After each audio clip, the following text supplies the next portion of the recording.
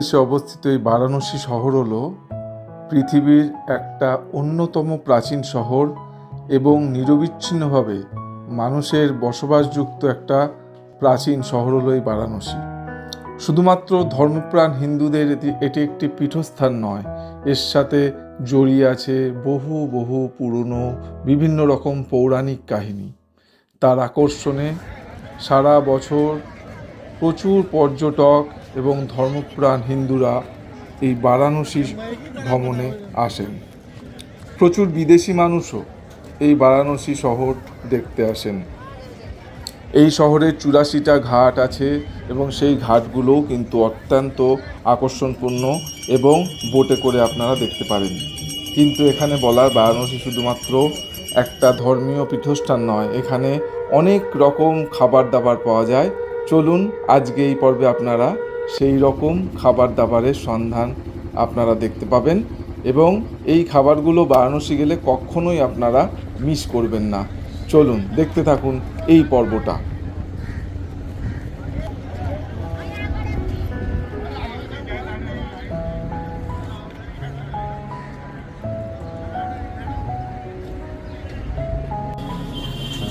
যেই দিন আমরা পৌঁছালাম সেই দিনই বিকেলবেলা আমরা টোটো করে বেরিয়ে পড়লাম বারাণসীর মেন যে ব্যস্ততম জায়গা গোদালিয়া চকের উদ্দেশ্যে। অটোটা বারাণসীর সরু গলির মধ্যে দিয়ে এঁকে বেঁকে চলতে চলতে আমাদের গোদালিয়া চকে পৌঁছালো এবং বারাণসীর গলিগুলো ভীষণ ঘিঞ্জি এবং খুব ভিড় এবং ব্যস্ততায় ভরা গলি। আপনারা ভিডিওতে সেটা দেখতেই পাবেন। সেই গোদালিয়া মোড়ের সংলগ্ন চত্বরেই আমরা সেদিন সময়টা কাটালাম এবং বিভিন্ন রকম সুস্বাদু খাবার উপভোগ করলাম।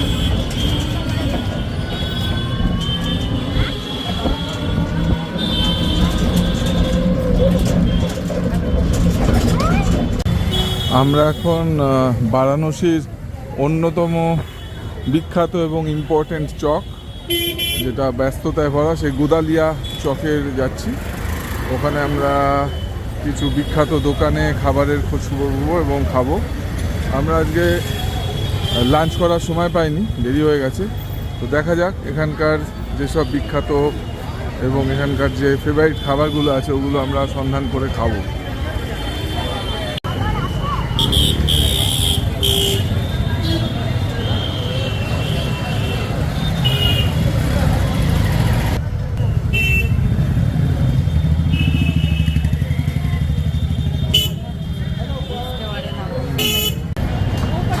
কি ভয়ানক কনজেস্টেড এরিয়া দেখুন, বাপ রে বাপ।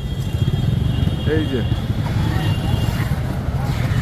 যেটা বলছিলাম, এই সামনে এটাই হচ্ছে গোদালিয়া চক।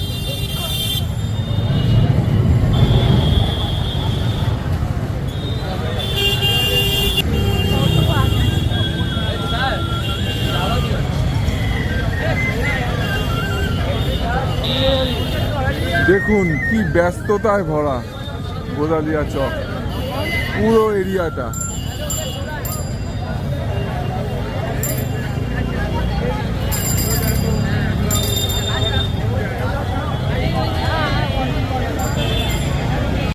আমরা এখন বেনারসের বিখ্যাত একটা খাবার দোকান কাশি চাট ভান্ডারে আমরা এসেছি। এই কাশি চাট ভান্ডারে আমরা খাবো। দেখুন কত ভিড় কাশি চাট ভান্ডারে, বাপরে বাপ।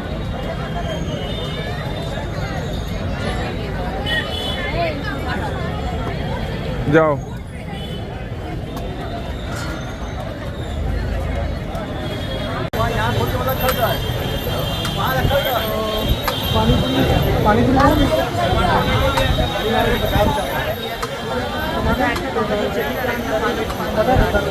दो टमाटर कर देना।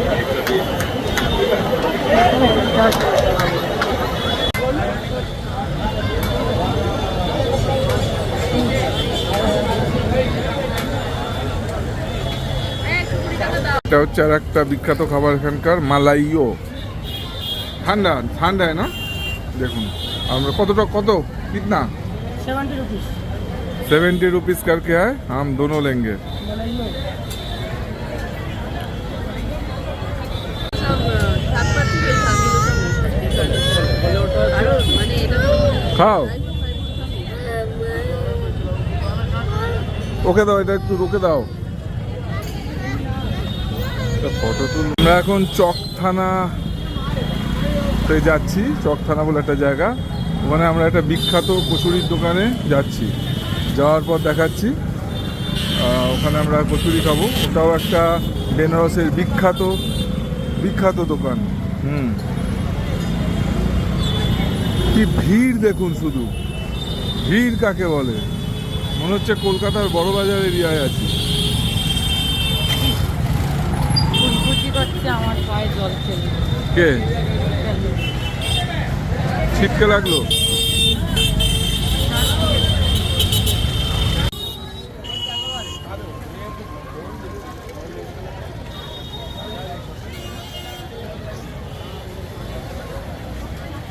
এখানে একটা বিরাট মন্দির তৈরি হলো।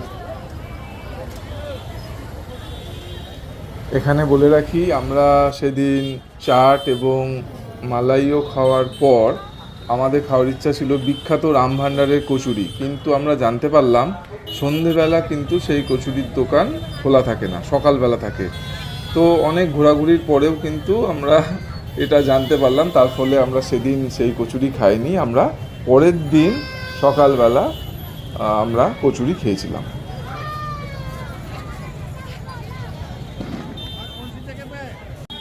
আর একটা কথা, বেনারসে গেলে যে খাবারগুলো আমরা বললাম তার বাইরেও লস্যি খেতে কিন্তু অবশ্যই ভুলবেন না।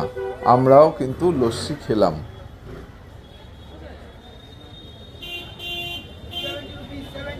যেটা বললাম, সেদিন তো আমরা সেই বিখ্যাত রামভান্ডারের কচুরি খেতে পারলাম না। তো আমরা ফিরে আসার দিন সকালবেলা রামভান্ডারের দোকানে গিয়ে কচুরি খেয়েছিলাম। তো সেটাই এখন আপনাদের দেখাবো। তবে একটা অনেস্ট সাবমিশন করি, খুব একটা আহামরি কিন্তু এই রামভান্ডারের কচুরি মানে যাওয়ার আগে আমাদের একটা যেমন উত্তেজনা ছিল যে দারুণ একটা খাবো, কিন্তু সেরকম কিন্তু বিশাল যে খুব টেস্টি সেরকম একটা কিন্তু আমরা অনুভব করিনি। খুব কড়া টাইপের মানে কচুরি ছিল।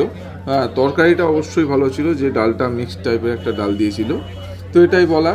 তো রামভান্ডারের এই কচুরির মাধ্যম দিয়ে আজকের এই পর্বটা শেষ করলাম। সবাই ভালো থাকুন, সুস্থ থাকুন।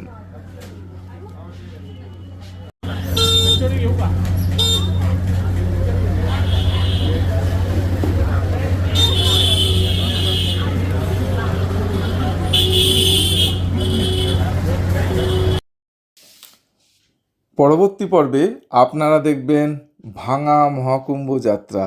আমরা পরের দিন ভোরবেলা বেরিয়ে গেছিলাম প্রয়াগরাজের উদ্দেশ্যে, এবং সেই জার্নিটা এবং আমাদের ভাঙা কুম্ভ মেলার যে অভিজ্ঞতা, এক অসাধারণ অভিজ্ঞতা, সেইগুলো সব কিছু দেখতে পাবেন সামনের পর্বে।